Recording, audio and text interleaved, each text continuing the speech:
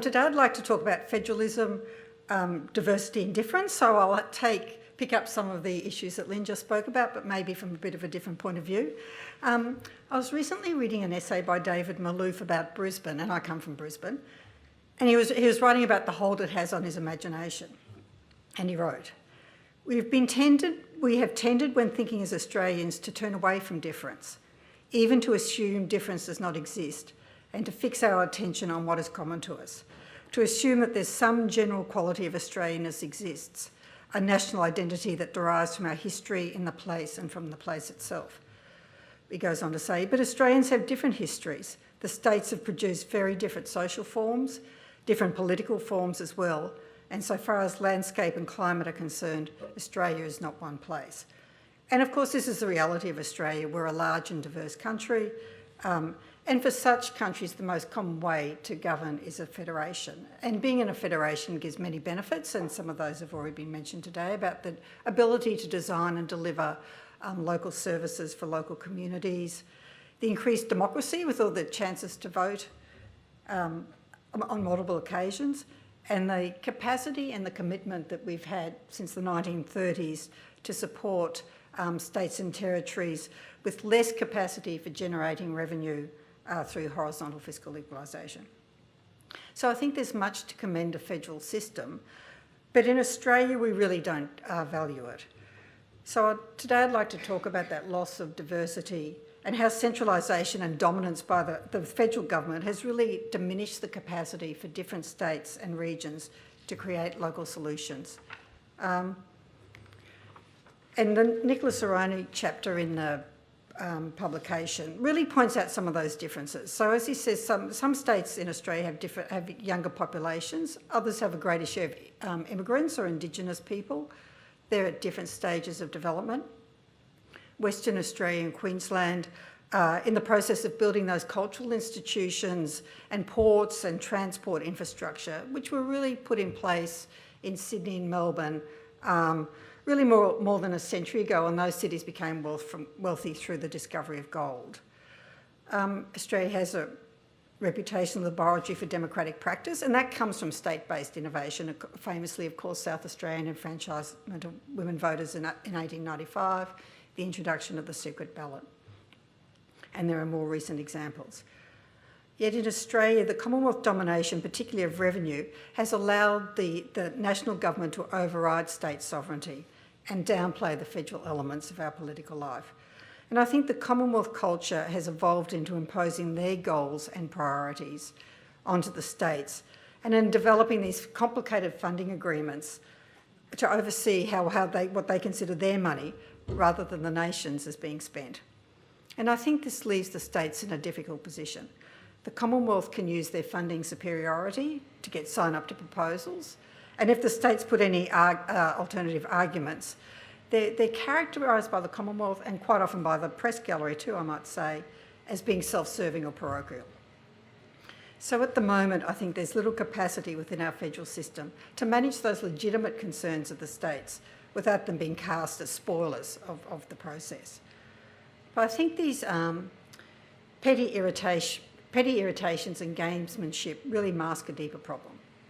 I think the value of a federation is the scrutiny and contribution that multiple governments can make to solving problems and implementing new programs. For many issues, the states and territories are closer to the impacts and implications for the constituents, yet little credence is given by the Commonwealth to their larger expertise in these areas. And I think we've become habituated to thinking that the states are the problem in the federation. And we've become habituated to that, and we've failed to give proper scrutiny to the Commonwealth's role. So for me, I see the key to reforming the federation is really on focusing on the role of the Commonwealth and in finding them a meaningful role. And I argue in my paper that I think it's the Commonwealth role that has become unstable.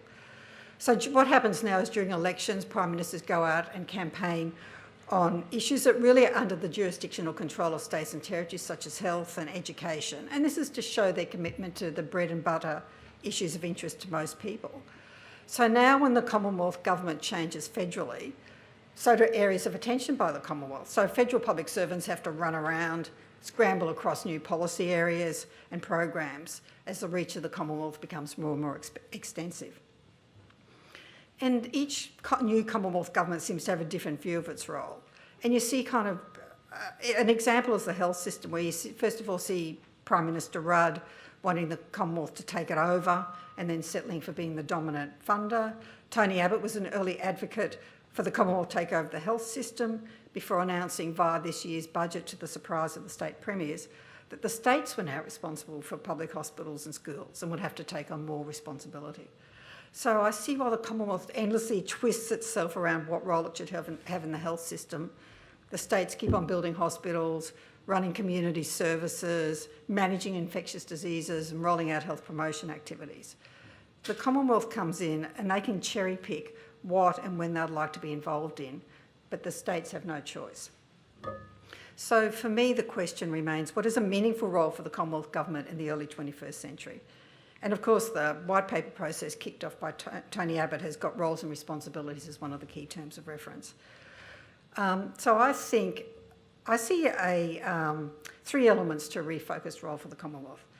So I think the first is the continuation of responsibility for areas where they clearly have jurisdiction or responsibilities, such as defence, immigration, foreign affairs, printing the money, and I would probably say macroeconomic policy management. So for that, they would maintain responsibility for all policy development and program funding. For areas of concurrent responsibility and overlap, and such as counter-terrorism, disaster management, I think the opportunity and the challenge is to develop best practice collaborative models which recognise the principle of subsidiarity but makes use of the expertise of all the different levels of government. And for the third sphere of Commonwealth activity, the overlap and duplication of services where responsibility sits with the states, including health, policing and education, I think there's role to reconceptualise the role of the Commonwealth and the Federation. And I think it goes back to accepting that the states are the laboratories of service delivery, experimentation and innovation. And in my paper, I quote from an American scholar, Shelley Metzenbaum, who has identified a role for the federal government in this. And she calls it about adopting a different leadership role, one of identifying what works, disseminating findings and helping with the transfer of promising practices and outcomes. So how could this apply in Australia?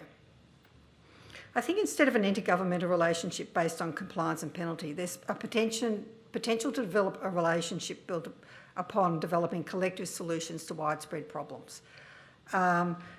And in my paper, I talk about the example of the National Highway Traffic Safety Administration, which collects all this information from states and territories around traffic accidents, looks at what works, what doesn't work, and then disseminates those findings back to the states. And this is evaluated to the states. And what it does, as well as they fund the testing of new strategies. So they're returning that knowledge to the states and creating an environment that continuously harvests and resows the lessons of state experience. So I think adopting elements of this approach in Australia has the potential to move us beyond that cycle of conflict that we're well aware of at every COAG meeting, which characterises our intergovernmental relations.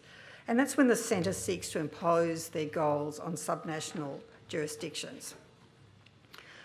For the states, I don't think the additional costs imposed upon them to adopt national policy goals are ever acknowledged. State leaders are elected with their own service delivery commitments and their budgets are aligned to meet those commitments. New Commonwealth goals come in and they displace that, and then the states are quite often left with the long-term funding responsibility when the Commonwealth ceases investment from that program. So I think a transition from compliance to identifying productive and innovative approaches to problems establishes what I term a more federal role for the Commonwealth. It would allow them to exercise leadership through promoting experimentation and achievement and disseminating best practice across jurisdictions.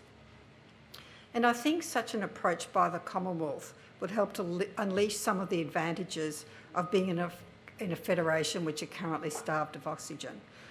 It would allow us to value diversity and competition inherent in the federal system and encourage that spread of innovation across jurisdictions. It would also lead to a reduction in the rancour which emerges when federal relations become confused, conflicted or coercive. And finally, a different approach from the Commonwealth would allow us to develop a federal culture where all levels of government could contribute to the nation building by harnessing the creativity and expertise across this government. So I think this is a very exciting time for those of us interested in federal reform. And I'd like to thank CEDA for the major contribution they've made through the debate, through the publication of a federation for the 21st century. Thank you.